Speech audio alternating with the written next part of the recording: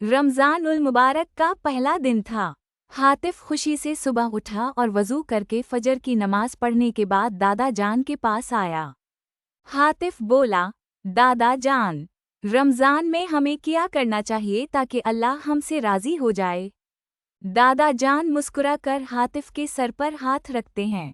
बेटा, रमज़ान अल्लाह की रहमतों और बरकतों का महीना है। हमें रोज़ा रखना चाहिए, झूठ और बुरे कामों से बचना चाहिए और ज़्यादा से ज़्यादा नेकियां करनी चाहिए। हातिफ बोला, मैं भी आज रोज़ा रखूंगा। अम्मी जान मुस्कुराते हुए बोली, माशा अल्लाह, लेकिन तुम्हें सहरी खानी होगी ताकि तुम्हें दिन भर ताकत मिले। सहरी के बाद हातिफ हाशिर के साथ मस्जिद जाता है, जहां इमाम साहब इन्हें रमज़ान की फजीलत बताते हैं। इमाम साहब बताते हैं, रमज़ान सबर, मोहब्बत और इबादत का महीना है। जो शख्स सच बोले, दूसरों की मदद करे और रोज़ा रखे, अल्लाह उसे बेशुमार निमतों से नवाजता है।